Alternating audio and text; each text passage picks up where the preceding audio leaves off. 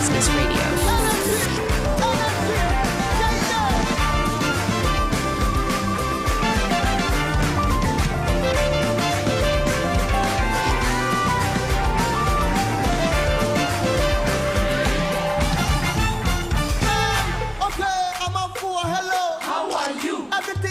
Everything cool? So cool. I don't want to talk. Can I tell you some story? If it's something true. Story.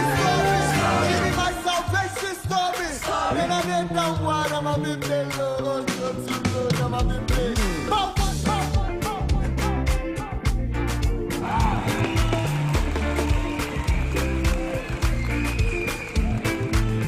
All right, thank you very much for staying with us here on the Business Breakfast on Zed 101.9 FM with me, Trebi Hammond. Now we get into a roundtable discussion, and today we're unpacking a topic that's on the minds of many people, especially in a time where entrepreneurship is often hailed as the new standard of success. Our theme or our topic for today is that it's business for everyone or a calling for a few. Is business for everyone or a calling for a few? Is business something we should all pursue? Or is it is it a specific path designed for people with certain skills, certain personalities, or even passions? And there's a conversation that gets to the heart of purpose, risk, identity, and money. And to help us explore this, I'm joined by a very insightful guest, someone who has worked alongside businesses of all shapes and sizes. Emmanuel Adimora is a highly respected business consultant. He's an author. He's also a preacher, and he has a project called the Nations Project, doing amazing things across the globe. He comes in with a lot of experience in strategy, entrepreneurship support, and organizational development for this very conversation. Mr. Emmanuel Adimora, you're welcome to the Business Breakfast on Zed. Thank you, Hammond.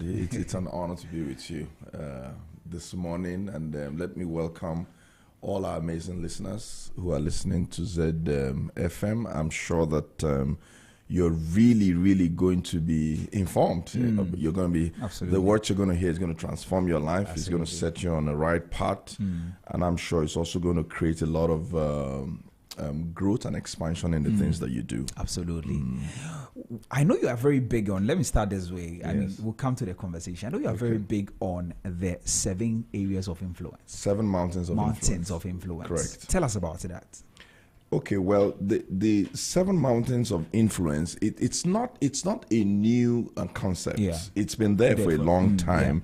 Yeah. It's just that many people have not yet understood how it works, and how to deploy it or how to use it, for their own personal growth and development.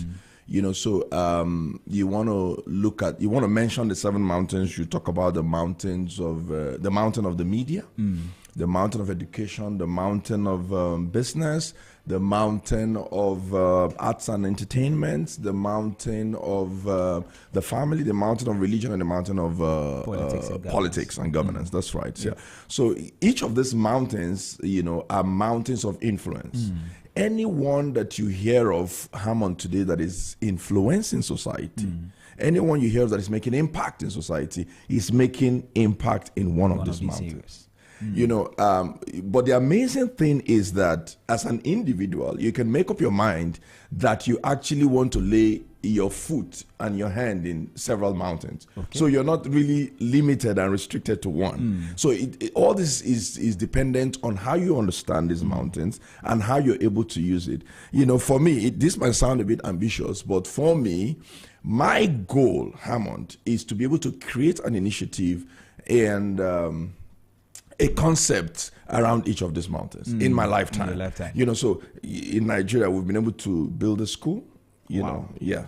So you have a school in Nigeria? Oh yes, I do. It's called the Vantage Academy. Wow. I'm a preacher. I'm a minister of the gospel, and I travel around the world. But there are too many things that I don't know. Some of us are just extraordinarily related by God. And this is not a statement of pride, but it's just reality. Yeah. God's just given us so much to do and accomplish. And sometimes we ask him, where are we going to find the time to be able to do all these things you're asking us to do. But that's one thing about God. If He gives you an assignment, He gives you the support and grace to be able to achieve it. So my goal and my vision, Hammond, is to build a concept, an initiative, an idea around each of these mountains. And I wrote it in one of my books that men, and of course it's not me who said this, but someone made a statement, said men do not have a money problem, they only have an idea problem. So people's problem is not lack of money. People's problem is lack of ideas. And someone made another very strong statement. He said, you don't run after money, you attract money. This is this. When you chase after a butterfly, the butterfly will fly away. But when you sit down and build a garden, the butterflies will come to you. So you don't chase after opportunities. You build a garden, you build an initiative, you build a solution, you build a business, and then it will come to you. You don't have to run after it. You sit down, build the concept, build the idea, build the initiative, build the business, build the solution. Your wealth in life is determined by the quality of problems you're solving. Right. You see, so if you're not solving problem for anybody, don't expect them to exchange their kule. In Nigeria, we call it kule. Their resources, their wealth with you. They won't. You see, so you sit down, create an idea, an initiative that solves problems for people, and people exchange their wealth with you. So 7 Mountains of Influence is a huge thing, to be honest with you, Harmon. And I've written that in one of my books. Okay. The title of the book is How to Conquer a City. I've authored like 14 books. Yeah. So one of them is on how to conquer a city, and one chapter is dedicated to the 7 mountains of influence. Understanding the mountain and also knowing how to navigate around each of those mountains. So it's not something we're going to be able to just mention and people understand. They need to study it. Just like Zed TV. I mean, I was downstairs, I looked at all the various things you guys, doing, and I did, I'm quite impressed, with ZTV and what you multimedia. TV, multimedia, and what you guys are doing. So when you look at what you guys are doing now, it's around the media, but there's still so much other things that you guys can do. So it's something that people need to study. As you study it, you know which one resonates with your passion, with your vision. And then you study around it and become a master in it.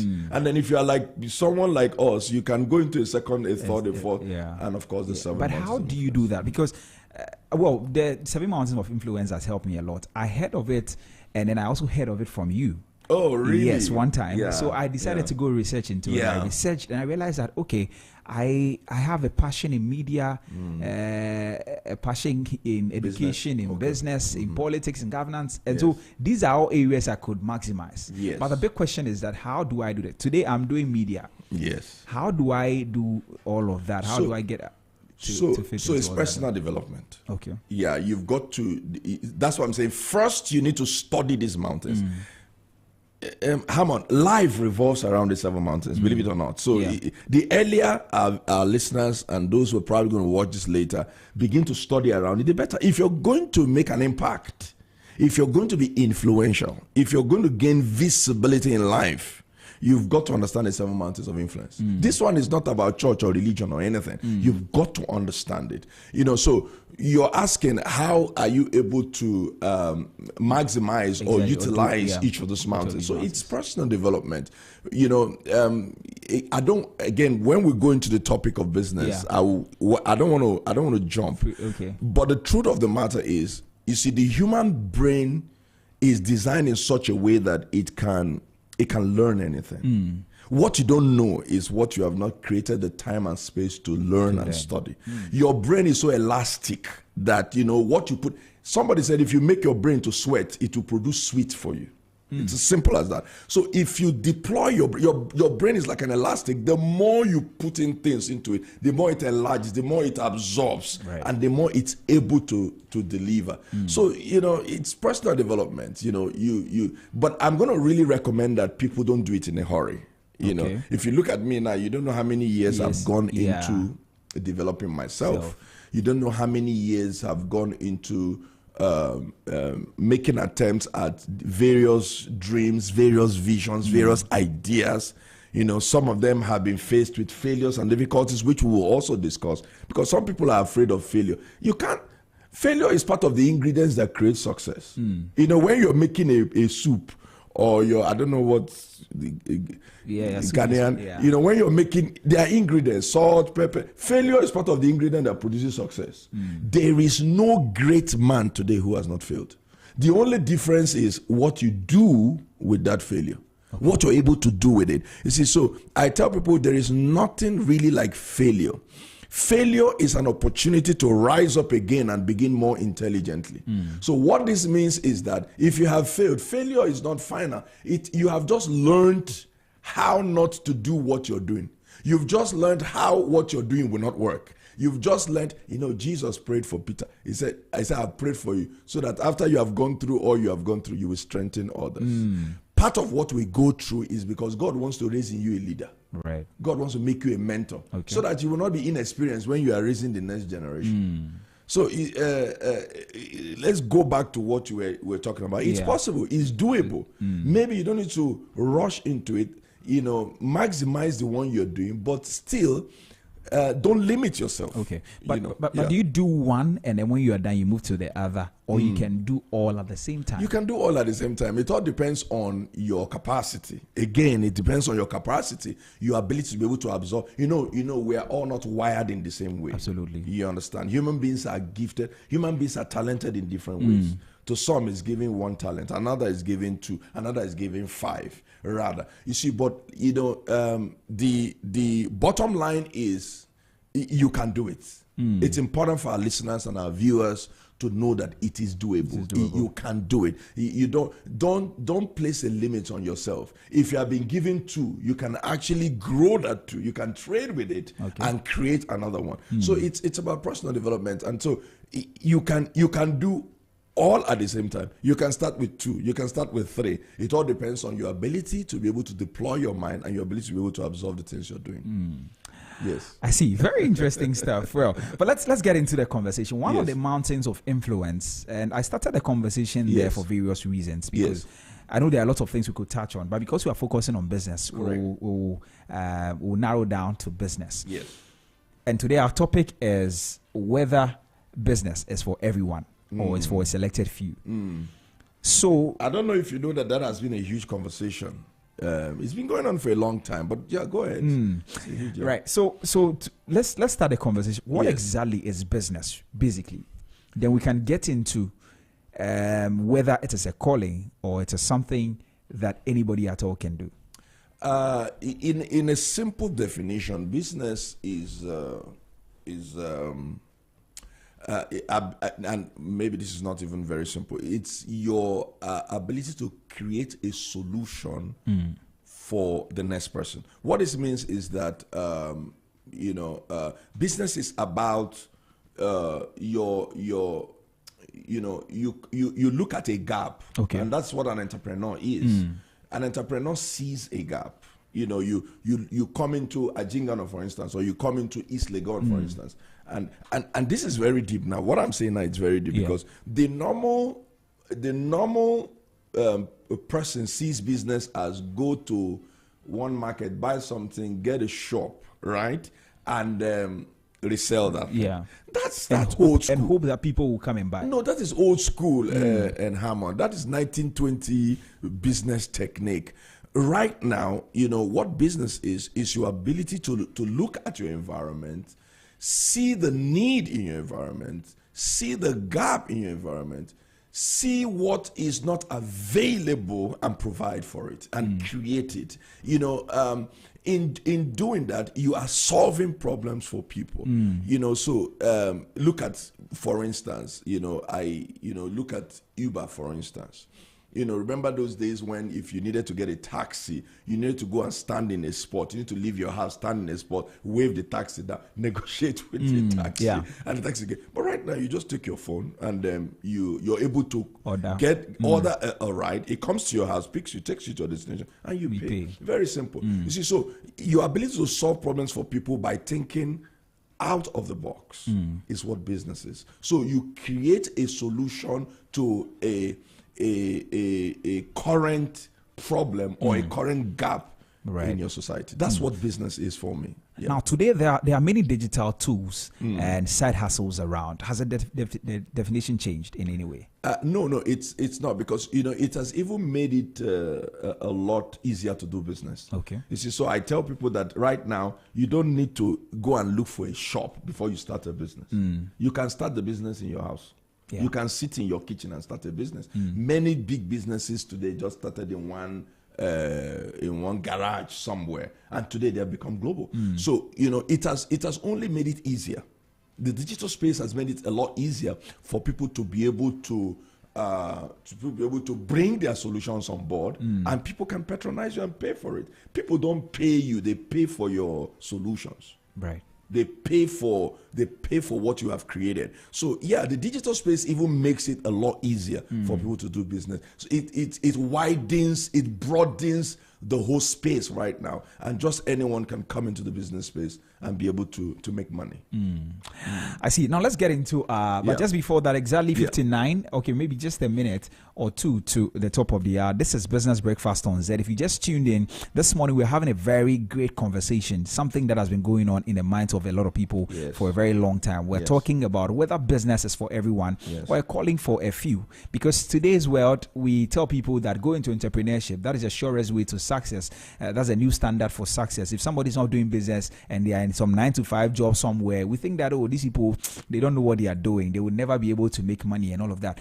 And so a lot of people are advocating for people to get into entrepreneurship. We are asking the big question: is it for everybody, or is it calling for a few? And I'm speaking to Emmanuel Adimora. He is a preacher, is a business consultant, is an author, he's many things, because he works in all the 7 mountains of influence, doing amazing things across the globe. And he's helping me break down this today. So if you want to join the conversation, please feel free. The number to text is 054432 1019, 0544321019, or you can call me on 03039566641, 03039566641. We're streaming live on Facebook at ZFMGH and also on YouTube at Z Multimedia. Please engage our post and we'll do well to read your comments. All right, let's get into the conversation proper. We're talking about whether business is for everyone or a calling for a few. In your professional experience, tell us, is business something that everyone can do, or is this something that is a calling for a specific kind of person? Okay, you see, like I said to you, it's been an ongoing conversation. If you go online right now, you'll be able to see a lot of people share their opinion and share their thoughts around whether business is for everyone or there are some people who have a special calling to do business. Many people would tell you, Hammond, that no, that business is not for everyone. That's the majority of answer that you're going to get right now if you go into researching around what people are saying. But the truth is that I disagree with them. I'm saying this because people, like you were asking me what is business. People don't understand what business is. People think that business is or an entrepreneur is KFC, or maybe what are the big companies in Ghana? In Ghana, some people think that is what an entrepreneur is. They look at that successful man, maybe you look at Palace Mall, or so they think, or maybe Game or whatever. They think that is what entrepreneurship. That's in their mind. That is what they call entrepreneurship. You see, but people don't understand that your everyday, day-to-day activities, you're involved in one business or the other, in one form of transaction or the other. It doesn't matter what your profession is. The doctor is a businessman. The engineer is a businessman. That's true. The pastor, and I don't want this to be taken out of context, is engaged in one form of business or the other. Right. As long as you are managing an idea or you are managing an organization, ZFM is a business. Yeah. You see, so the little girl selling something on the street, probably the mom sent to, and we don't encourage that.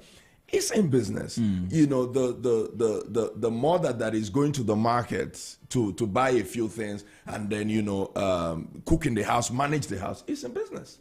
You see, so what we're saying is that everybody has that element of the entrepreneurial spirit.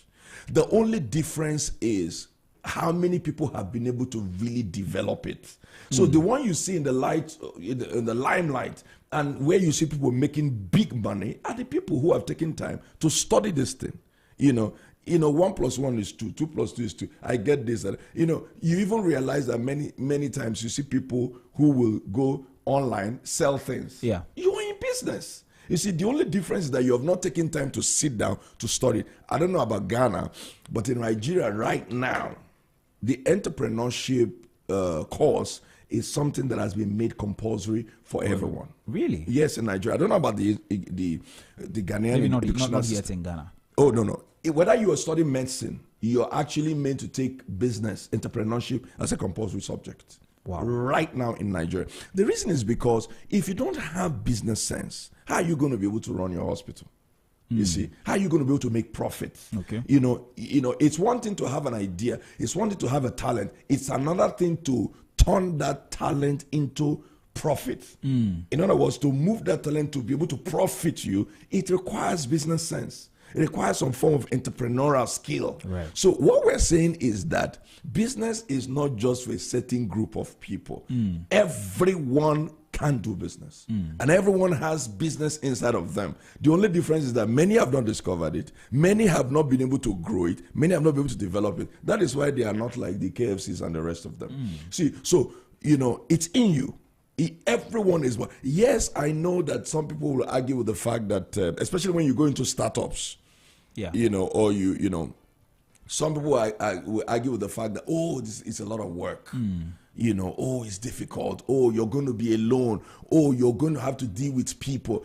Some people prefer to rather get their job, their traditional job, and sit down with their job, and rather than take their whole life investment and go and put into a particular business, not sure of what the outcome is going to be. Yes, these are certain intricacies that are involved in business that can be learned. It's important for us to understand that these things can be learned and developed. It's also important for us to understand that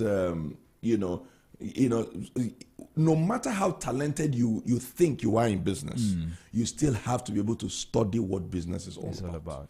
So yes, it's just like saying leaders are not born. Yeah, but they are made. They are made. Or some people agree that leaders are made. They are not born.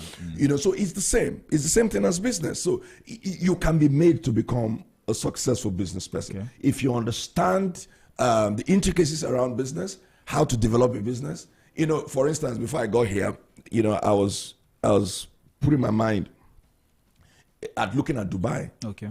50 years ago, Hammond, Dubai was a mere desert, completely a mere desert. But today, look at what Dubai is. It's simply because some people believe that they can deploy what is in them to be able to create an environment that can attract people from all over the world. And look at what it is. So you can start. It doesn't matter where it doesn't matter how desert-like your life looks or how desert-like whatever your environment looks, you can turn it into another Dubai. The only difference is your ability to be willing to learn what it takes to be able to do business. But are there people that are called into that space? Well, when you say are there people that are called, probably use the word are there people that are more gifted. Let me rather say that, because I don't want to say that there are some special people that are called to do business. But we can say that there are people who have that inherent ability more than other people to be able to do. Because you see, and I'm glad that we're going to talk about some of these things, because this is what this whole discussion is all about. We're going to be able to teach people what it takes to do business.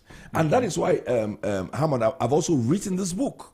The title of my book is Everybody Should Do Business, and everybody can do business if they know what it takes to do business. You see, so the truth of the matter is, yes, some people have got the inherent abilities to be able to do business more than other people. Abilities like ability to to stay long at a thing.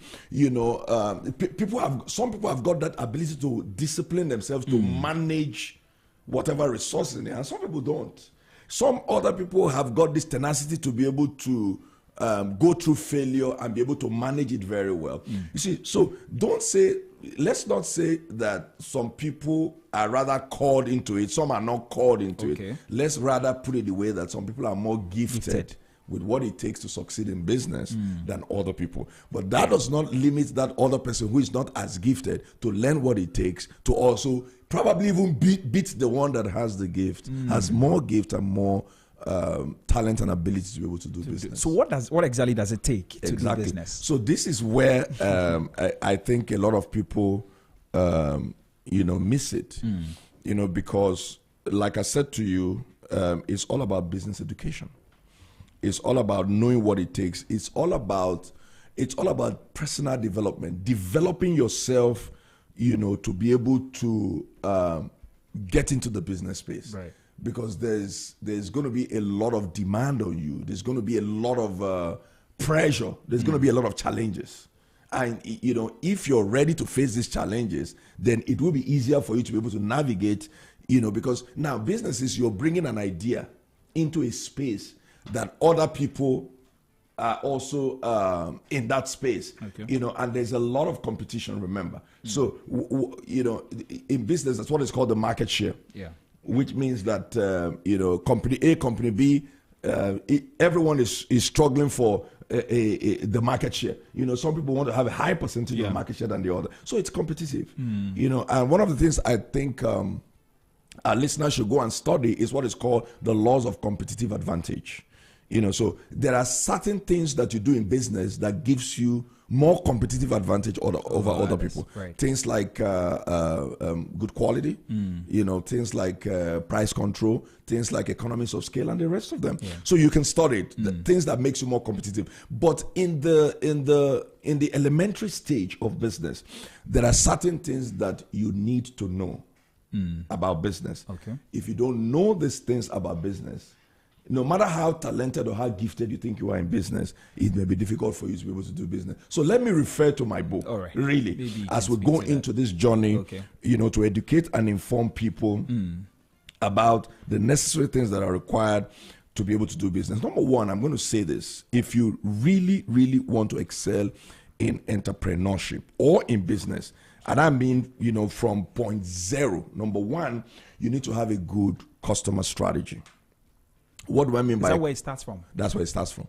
Well, let's not say is that where it starts from or that's not where it starts from. These are like a couple of things I'm going to mention. Okay, so they could come in at any point. It depends on what kind of business you're also exactly doing. But these are like the foundations, things that you really need to know if you're going to go into any form of business. So number one is have a proper customer strategy. What do I mean by customer strategy? Without customer, you don't have a business. You're not in business. It doesn't matter what you think you have, what idea, what solution, what product, what service you have. If you don't have people patronizing you, you're not in business. You're just taking a walk. You understand what I'm saying? Somebody said that the business is not about the product. Yes. But it's about the people you're selling to. Maybe let's say it's about both. Okay. Yeah, it's about both. Let's not say it's not about the product. Because the quality of the product is also important. But people sometimes fantasize about the kind of products that they have so much so that they forget the end user. So for instance, somebody selling this mouse to you and says that this mouse can do this, can do that, without really telling how it's going to benefit the customer. But anyway, you can go ahead. Okay, just to be able to touch on that, many times people are not relevant with their products. Okay. You see, so before you take it, oh my God. Before you take a product to an environment, you must be able to make sure that there's a demand for that product. Right. You understand? You have to make it's just like you trying to sell a jacket, a very heavy winter jacket in Ghana. No, but your product is great. Unless the person wants to travel.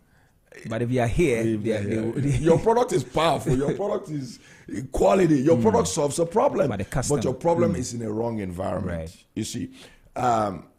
So many times it's not just about having a great product, but you also have to be conscious of the need in the environment. That is why, before you actually start thinking product, you have to start doing an analysis of the environment where you are to see where the gaps are and all that.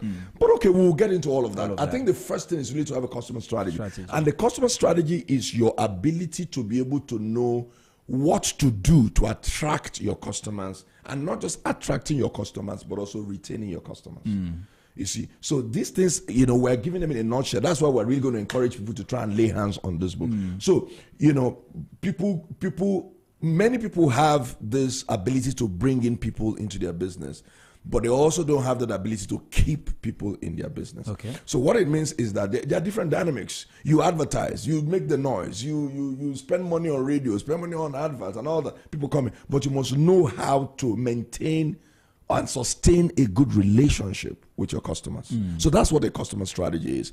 You must at least know your customers. Okay. You see, and this affects every genre of life. Even a pastor, for instance, and this is like going a bit, even a pastor needs to understand the members. The members. You see, so you don't just create adverts, flyers, bring people into the church. You need to be able to know your members. You need to be able to relate with your members. So that is what is called customer relationship. Okay. So you need to be able to build a rapport with your customers. At least know their names as much as you can. Get their phone numbers. Know their birthdays. So what this means is that any right thinking business will never allow a customer walk into your shop, do business with you, and go away without you getting their details. So in a basic form, at least get their details. Have a system. You don't need to use pen and paper. Have a system that collects their name, their phone numbers, so that you can do two things with that. Number one is that you can check on them, the product you bought from us.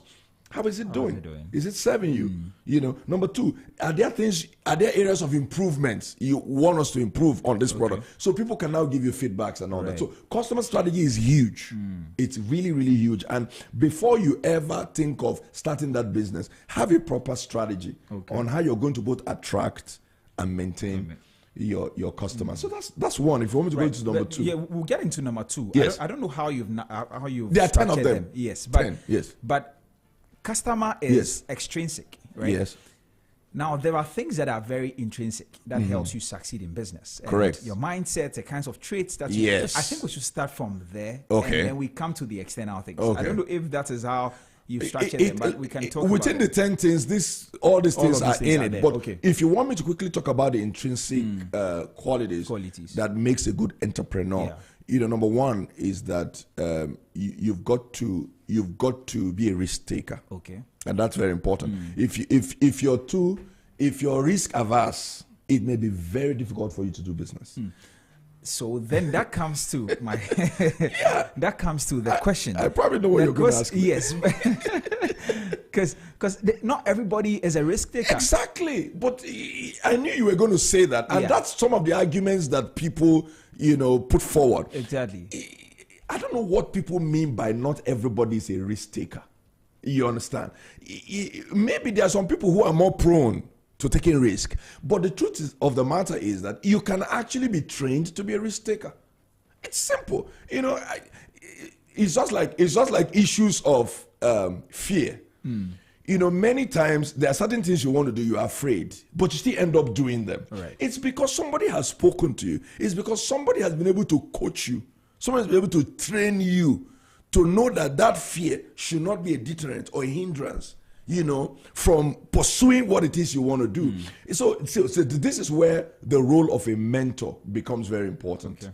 You see, so you can be mentored to be a risk taker. It's possible. You see, again, it depends on the quality of relationships that you've built, the quality of association. That's why in business, you've got to have quality relationships. You've got to have mentors. You've got to have people who can. People are built by words. Yes, inherent. It can be inherent, but and so what?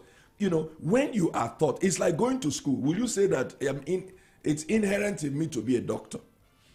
I know people who are doctors today who never liked seeing human blood. They don't like it. Like me, I don't like seeing blood, right? But go to medical school, you see people who didn't like it. They don't have it inside of them. As opposed to people who can see blood. There are people who can even cut off somebody, cut off somebody, and they don't feel anything. Yeah. Naturally, There are people who can. I cannot watch a goat being killed. I can't. It's in me. But that does not stop me from being trained. So, yes, you may not have that inherent thing a lot to take a lot of risk. Okay. But you can be talked to.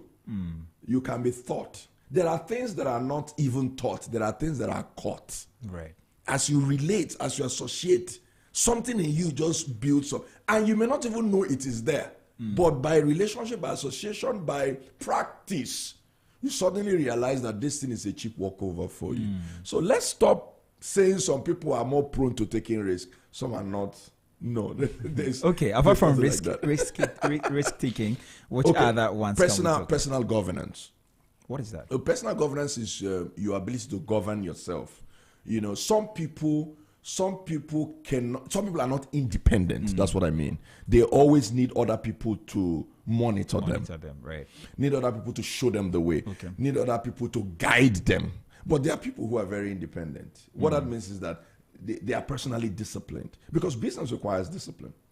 You know, you have to sometimes wake up very early in the morning, go to the market. You know, so this thing is personal governance. You're able to govern yourself. You're able to discipline yourself. How different is that from self-leadership? Same. Okay. Same. So it's that ability within you to be able to know that now it's so this stems from the pioneering spirit. So the pioneering spirit, and that is where even if you go into startup, it's very important, right? Because now nobody is going to be there police dogging you, if you allow me to use that. Nobody is going to be following you. Wake up, do this, do this, save this, don't spend this, do this, delay this gratification. It's all going to be internal. You're going to have to pay the price. You're going to have to take on the responsibility and the weight to be able to watch your business start from nowhere and grow into becoming a force field. So self-discipline is important. Self-government is important. Self-leadership is important. These are inherent qualities that are required for you to be able to do business. Are there any you want to talk about? What kind of mindset? What kind of mindset do you need? You'd have to have a lot of possibility mindset. What that means is that you have to see it possible. You in spite of the challenges, in spite of the difficulties, you've got to be very dogged. You've got to be very resilient. Okay. You've got to look beyond the obstacles. In fact, Hamad, you've got to expect the obstacles. You've got to expect the challenge. You've got to expect betrayals, because one of the strongest problems in starting your own business is your ability to be able to retain talents. Because one is that you don't have all the funding, you don't have all the resources. You see, so you're going to employ people, and you're going to be very shocked that it will be so difficult, because sometimes there will not even be money, and if you're not careful, if the people are not a certain type of people, they can walk away from your business. So these are some of the things. Because of your poor funding, you're going to have issues with being able to retain talents, especially when those people are very good and they require a lot of financing to be able to keep them in the business. You see, so this is inherent. You've got to believe that in spite of the challenges that this business is going to face from the beginning, you're going to be able to pull through. Another thing is that you've got to have this relational skill. You've got to learn how to relate with people, because in business, you cannot be a loner. You've got to learn how to interact with people. You've got to learn how to relate. So, people first of all like you before they will do business with you. People first of all love you. It's simple, because there are other people that can do the same business. That's true. They have friends, they have relatives, and all that. So you've got to be maybe let me know. But you've got to have this thing in you that makes people trust you, makes people believe in you, makes people. So again, integrity also comes to play here, because people have to trust you to do business with you. Right. People have to trust you to give you money. I don't know. In business, that's what is called customer loyalty. And it's also part of the things I wrote in my book. Your goal in business should be able to grow a lot of customer loyalty. Okay. What that means is that people are loyal to your business.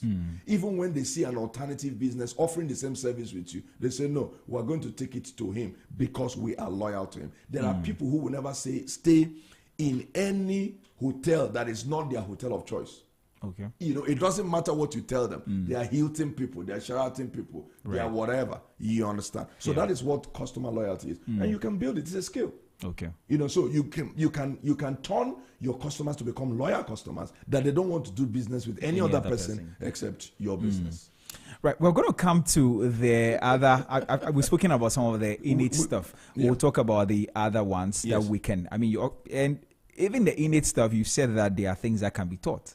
And so anybody at all can learn. We will talk more about that very soon. And also maybe we'll get into the things you were mentioning. You talked about customer strategy. We'll come to the rest of them. But if you just tuned in, this is Business Brekafast on Zed with me, Trebi Hammond. This morning, we're having a conversation. And the big question is that, is business for everyone or a calling for a few?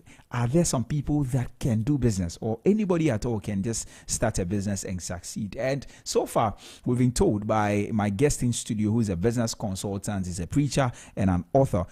He wears many hats, and he said that the whole point is that anybody at all can do business. Yes. All you have to do is to develop yourself, no matter the kind of skill that you need, no matter the kind of innate ability that you need. If you are able to learn, you can get into business. That is his position. Maybe you disagree, maybe you agree. Send me a text on 0544321019, 0544321019, or you can call me on 030-3956-641, 030-3956-641. I'm going to give you the opportunity to engage with us. We are streaming live on Facebook at ZFMGH and also on YouTube at Z Multimedia. Please do well to engage us on our post, and then we'll do well to also give you the opportunity to share your thoughts. Well, let's come back, Mr. Adimora. Yes.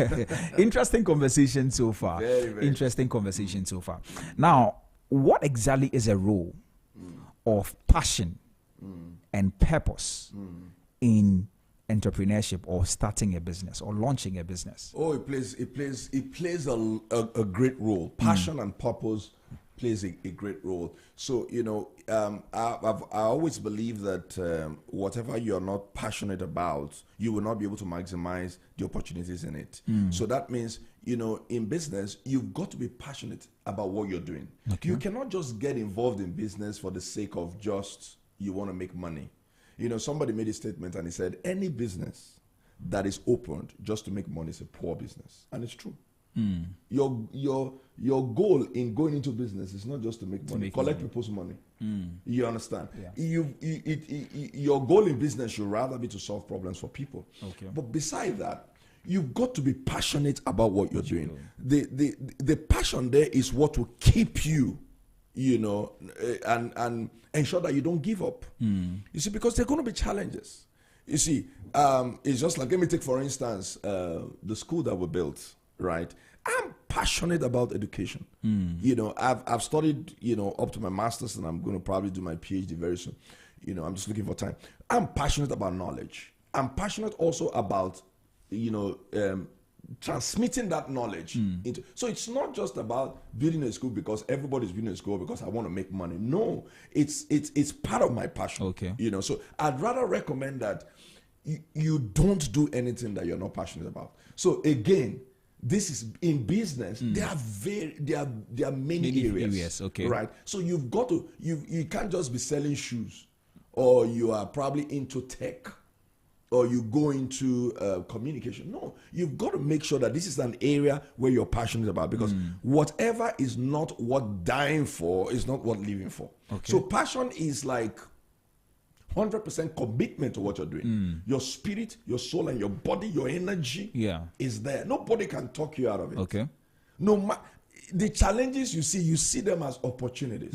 You're not being forced into it. It's part of your life. Another thing you talked about is purpose. So purpose again is what you are created to do. Right. You understand? Again, in business, you've got to be able to find an area where you feel your purpose is rather tending towards. Okay. So like I said, in education, I had to do the school because I believe in education, and I believe in educating young children. Right. You see, so there's a combination of both purpose and passion if you really, really want to succeed in business. So there are two key elements which you just pointed out that I think our viewers and our listeners will really need to pay attention to. Don't just go into any business because your friend has gone into it. Make sure it is something that it's a solution that you want to bring. So make sure that it is it's an area where you want to see a change. Right. You understand? As you go into it, you realize that no matter what you face, you're not easily going to bow out. But there are some people that think that I can start with passion today. Yes. But eventually profits will override passion. Does it get to that point? Profit overriding passion. When you say profit overriding passion, when you're passionate about anything, you would make profit in it. So when you say profit overriding passion, I'm really trying to understand what you mean, because it is your passion that will create the profit, right? So maybe you need to be a bit more graphic. So for instance, somebody says, I want to start a business and I'm passionate about media. I want to do media. And then they start the media. But eventually they see that, okay, there's a lot of money in this particular space. They are doing all kinds of things that can bring them the money, and then they forget the passion. Well, it doesn't get to that point? Well, these are scenarios that need to be properly painted, because you can be involved in media, and yet you can also be passionate about something else. Okay. You see, what would be a problem is if what you're doing is what you're passionate about, then you see an opportunity in something that you don't really feel passionate about, and you go into it. You will not last in doing that thing. I don't care how much they are paying you. It's like you working in an organization, and suddenly another organization is poaching you, and you don't really have an interest in what you will get tired. So the passion there is to help you. It's called the staying power. Right. Is to help you stay at what you're doing. And even somebody made a statement and they said, even if I'm going to live on bread and water, I will still do what I'm doing. You understand what I'm saying? It could be an extreme statement, but the truth of the matter is, it's better for you to actually stay in a space where you feel the passion, where you feel the drive to get involved in, rather than you just pursuing where you probably have more financial benefits. Because at the end of the day, when the pressure comes there, you might not be able to last long in doing what you do. So yes, I agree with you that sometimes profit can override passion for some people. But I can tell you that it's a road that leads nowhere. I see. Okay, now let's get back into the things you were mentioning a while ago. So you were talking about customer strategy. Customer strategy. Very important. Yes, let's get into that. Very important that as you go into business, you must be able to have a strategy for customer. Number two is that I'm going to say build a strong team. So what this means is that you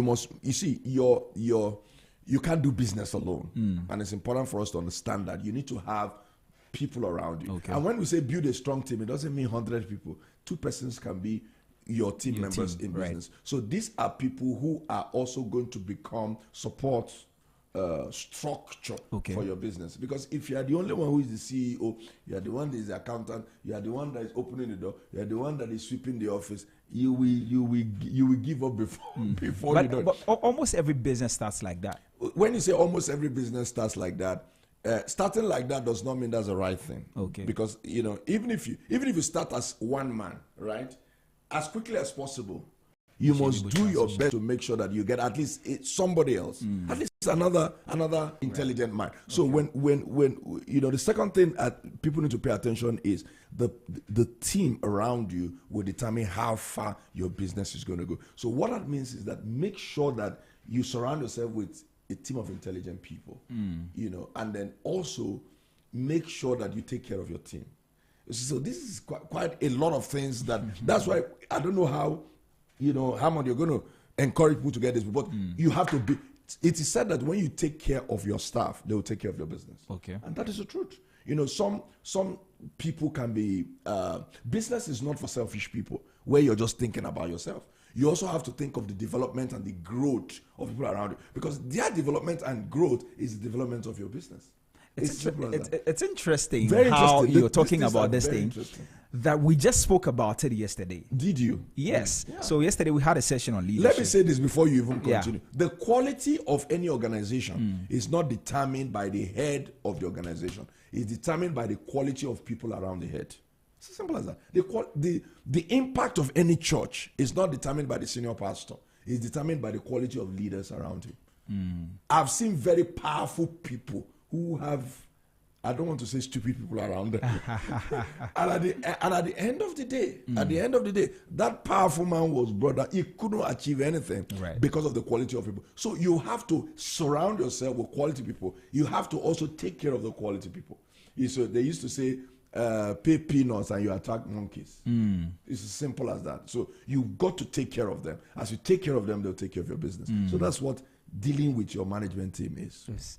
Wow. So every business should focus on building the people around Yeah, them, you have isn't to it? train them, yes. Interesting. Yes. What other things can we talk about? Maybe we'll mention one or two more. Let me say here that you've got to advertise, and you've got to keep advertising. Okay. It's amazing that companies like Coca-Cola is still advertising. There are only 2 countries in this world that don't have Coca-Cola: Cuba and one other countries. You don't find Coca-Cola there. That's officially. Unofficially, there's still Coca-Cola from on the go. Yeah. What that means is that there are 247 nations of the world. Coca-Cola is everywhere, 245 nations. And yet they are still advertising. What are they still advertising? You see, so most times people make a mistake to think, I don't need to talk about what I'm doing. I don't need to advertise. Angels, oh, you are joking. You see, when you know, and this is a very huge thing I'm about to say now for our listeners to hear this.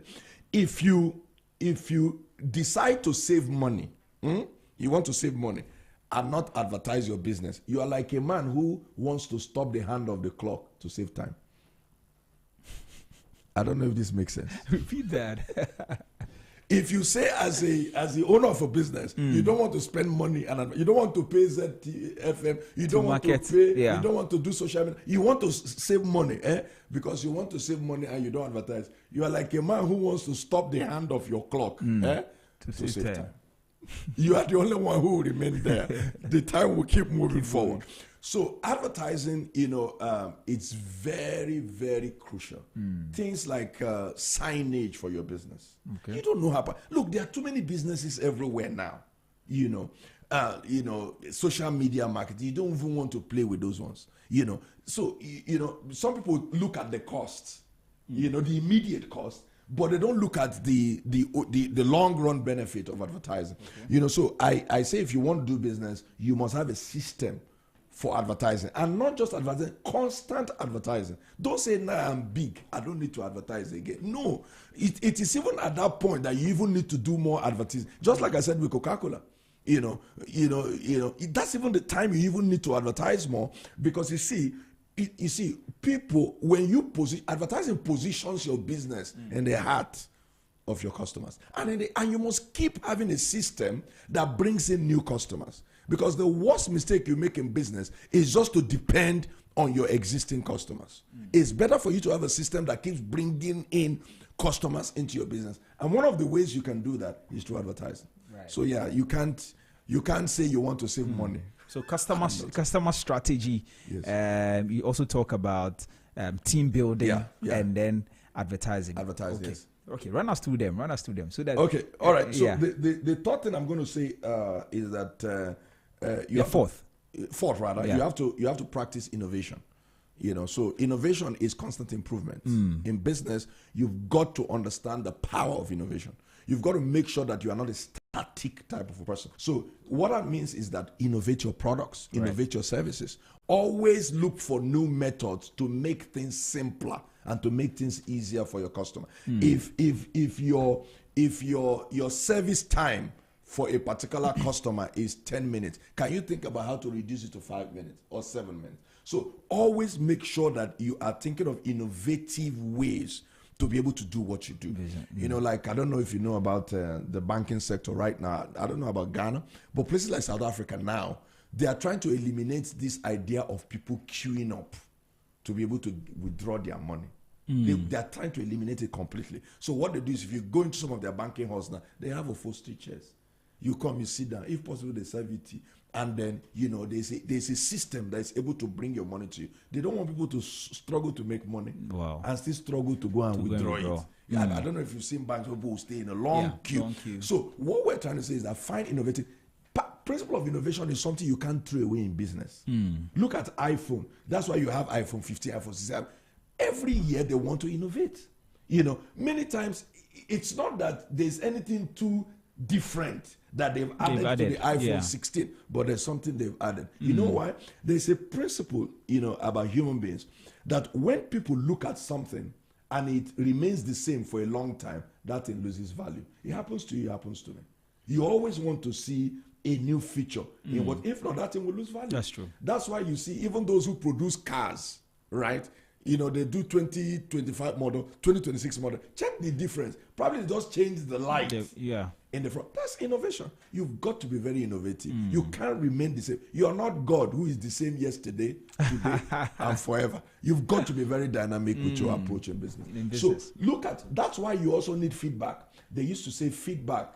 They used to say feedbacks is the breakfast of champions. You need feedback. That's why you need to have customer relationship. You know, everything is intertwined, so that you listen to the customer and you say, is there what we can do to improve on this service? And they can you do it and sell. Exactly. So innovation is very important. Number 5, hey, this one is these other ones are very powerful. Number 5, I would say, don't overpromise your customers. Okay. Overpromising your customers is that, you know, you raise people's hope so high, and then it's better to underpromise and overperform than for you to overperform. To overpromise and underperform. You understand? So what that means is that don't tell customers what your product cannot do. Because you can fool people for a while, but you can't fool people for a long time. You understand? They will use the product. And when they realize that what you told them, it's not there, next time you're not going to see them again. So make sure that, you know, especially for those who are into the service industry, you see probably a tailor, and let me use tailor because they're the ones who are usually the corporates here. A tailor will tell you, your clothes will be ready in the next 3 days. You come 3 weeks, he has not finished it. So what I always advise people, and I also put it down in my book, is that if you know that service you're rendering will be ready by 10 o'clock, if you know it will be ready by 10 o'clock today, right? Tell the customer it will be ready by 2 p.m. Okay. Go 4 hours ahead, right? You know it will be ready by 10 o'clock. Tell him it will be ready by 2 p.m., right? And then by 10 o'clock, call him on the phone. 11 o'clock, call him on the phone and say, come and pick up your product. You wow the customer. So these are part of creating confidence and trust in your customer. So don't you don't waste people's time. Don't tell them to be ready in three days, and in 3 weeks, you know, you are still struggling. You have not even started with it. So this is where people, that's why I said these things have got to be learned. Don't tell me you have inherent to do business. No, that inherent thing, it doesn't fly. It doesn't fly. That's why people go to school and sit down in business schools and learn. You see, but even beyond your business school, there's what is called streetwise. You've got to learn how business works. You've got to sit down and be taught. You need a mentor who will put you through these things and all that. So that's why I'm saying that everybody can do business if they know what it takes. I mean, if you learn these principles, you get a hold of this book and you learn these principles, you can do business. What is it? It's not rocket science. You know. So number what are we? I think we've done 5. Number 5. Yeah. Okay. Let me do number 6 very quickly. Number 6 would be, oh my goodness. Number 6 would be avoid unnecessary customer interference. So what this means is that, okay, let me say this. This is very powerful. In designing your product, in designing your product, you can ask for a customer's input. You want to design a product, you want to change certain features. Right. You can ask for a customer's input. But in designing your policies, you don't require any customer's input. What that means is that your policies are the systems and structures that cushion your business. Okay. Right? You don't have to ask a customer to tell you how to run your business. When they do that, they would rather want you to run it in the way it pleases them. So when you are setting policies and principles for your business, you don't consult any customer. When you want to do product innovation and all that, you can consult them. But in setting your principles, if you're going to close your shop at 5 o'clock, you don't consult. When banks want to close at 4 o'clock, they don't consult you. They won't consult, because if you consult the customer, he will tell you to close at 7. And closing at 7 means you probably will have to wait another 2 hours or so to balance. Yeah. And then your staff members will be overworked, and then tomorrow morning they'll be tired and all of that. Yeah. So in setting your policies in business, right, your principles in business, don't ever consult any customer, right? So that is what is called, because there are some customers, especially those who feel they are giving you money or who are patronizing your business. Yeah. They want to control you. They want to tell you how to run your business. And when they run your business down, they will leave you and go to, look, I think people really need to, so set your Interesting. standards, right? Set your standards and maintain your standards. No matter how much business that customer is giving you, make sure that that customer doesn't end up controlling you. Let me go to number 7 because of our time. Okay.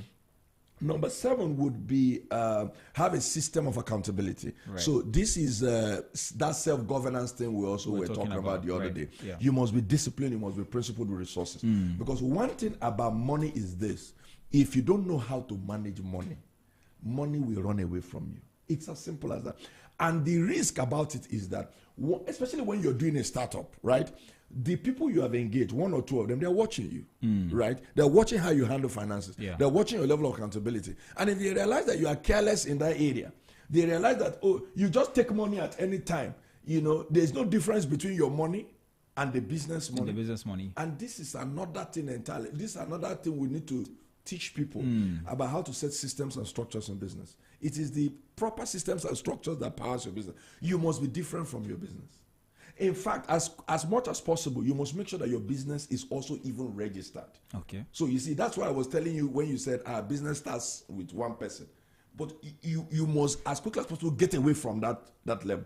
Because that business must be a different entity from you. That means you must register that business so that not when that business has a problem, you have a problem. You see, the business must be different. If the business has a problem, you can still have your life to live. If the business can be sued to court, it's not you.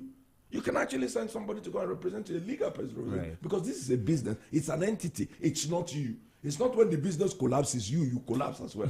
Another quick thing I'm going to tell our viewers, make sure you have a legal representative. These are things that I have covered in this book. You understand? These are things people should know. That's why I said people have to be trained. People have to learn how to do business. It's not about an inherent, whatever. So system of accountability is important. Right. Make sure that your books are well kept. Okay. Make sure that there is proper records of what is coming in and what is going out. Make sure as well that you have a system that is able to govern and organize how money inflows and outflows and all that is very important. Okay. No matter how small that business is. Let me make a statement that is very important at this point, Hammond. You don't grow big to plan well. You plan well to grow big. Repeat that.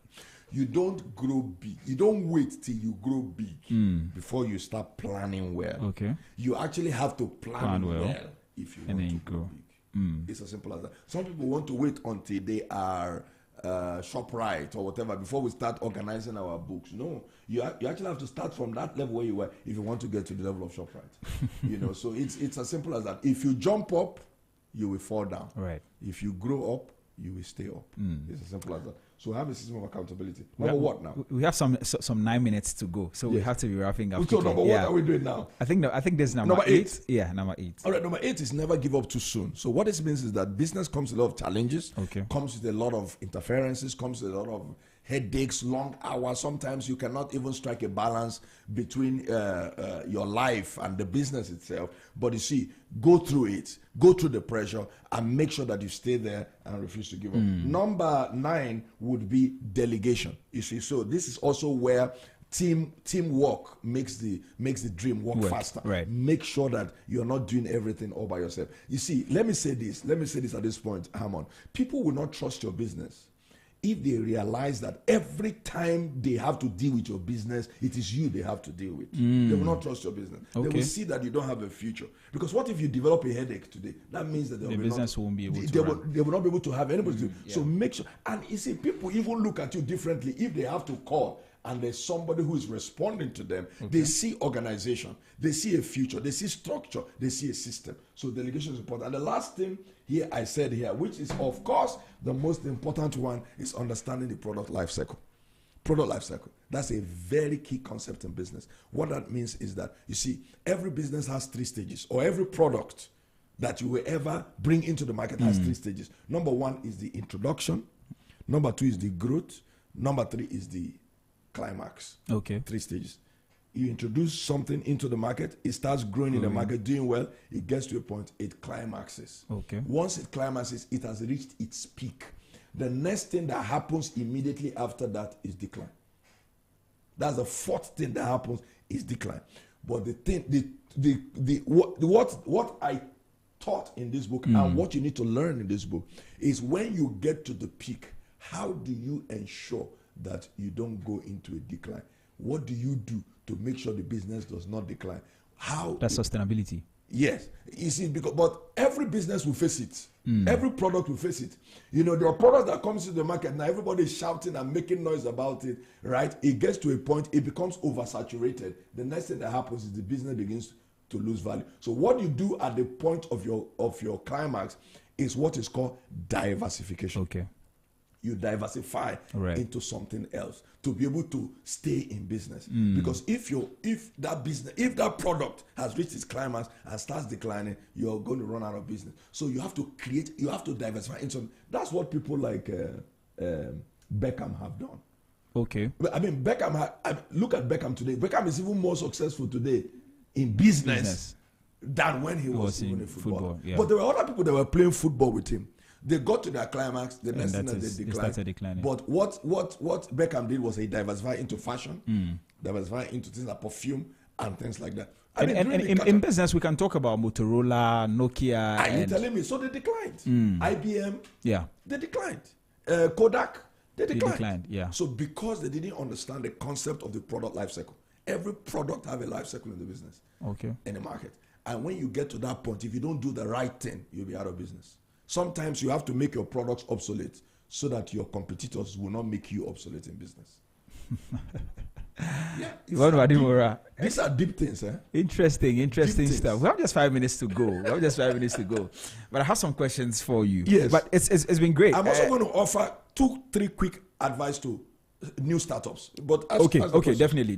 Just before we go. Yeah. So, what are some of the mistakes that African business owners make from time to time? These things I have told you. Not having a good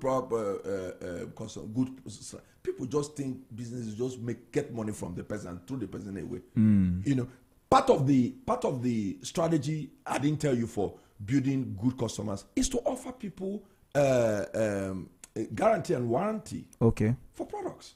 You know, check most of the business. The moment you buy something from the shop and you go, your money enters what is called voicemail. You know, in Nigeria, I would say your money has entered voicemail. You can never have that. Even if the product has a defect, you can't do anything about it. You can't get the money. So these things, that's why I encourage people to please get this book. Okay. Everyone can do business. You know, these things in this book are some of the mistakes that businesses in Africa. That's why many businesses in Africa will die between age 1 to age 5. Yeah. Most businesses will collapse. You see, again, it's not because the people didn't have inherent ability to do business, like you guys will always say, or it's not that the people were not gifted to take risk, like people will always say. But the thing is that there were certain things they did not know about the business environment, which they needed to have known to be able to sustain their businesses.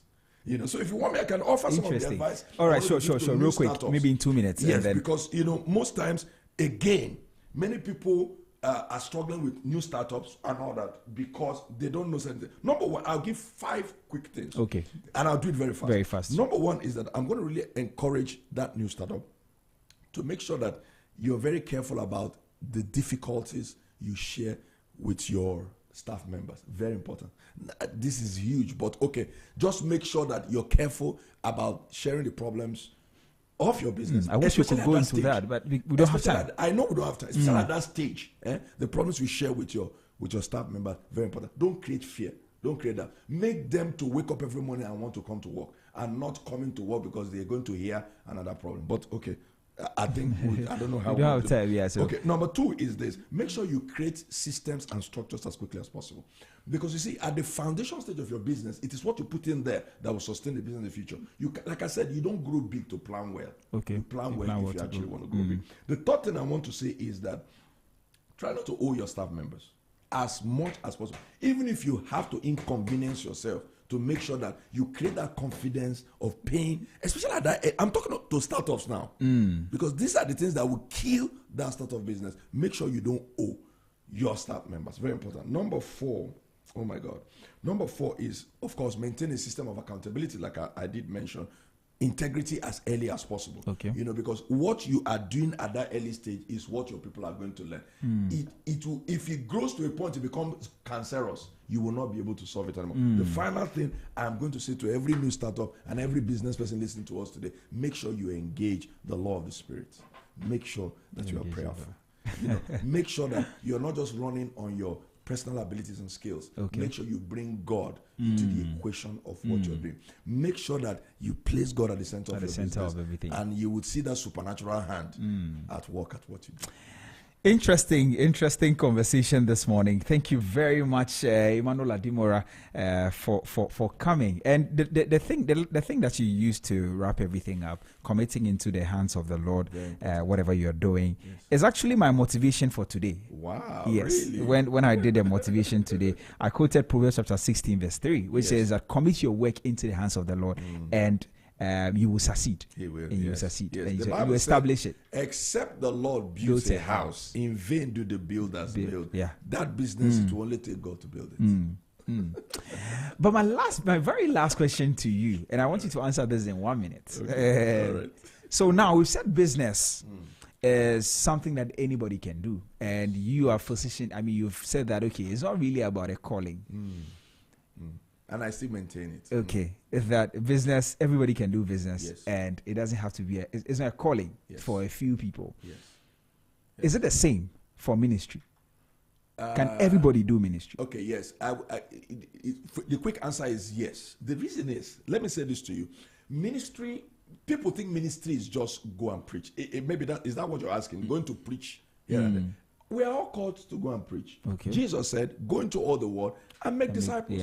That's what it is. So it's not until when you are the pastor of a church, right? When you are the general overseer or you are the senior pastor of a particular church that you're in ministry. Even there's what is called the ministry of helps. Even taking care of children is a ministry. So yes, everybody can do ministry. Again, we all need to expose ourselves to training and personal development to be able to serve God effectively.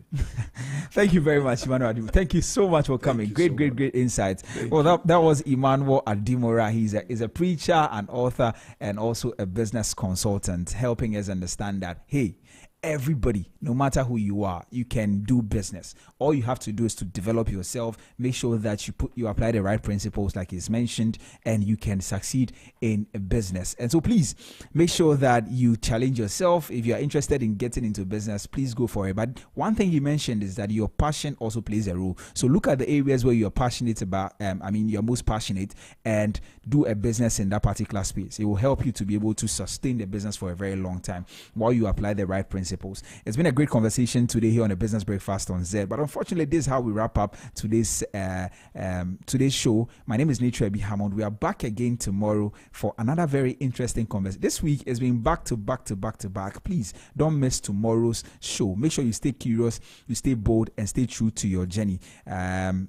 Up next is The Brighter Side with NYA, the brand. And this has been Business Breakfast on Zed. We stream live on YouTube at Zed Multimedia and also on Facebook at ZFMGH. If you missed the interview, you want to go and watch it. It's a very, very powerful one. You don't want to miss. But when you think about Ghana, think about Zed. See you tomorrow.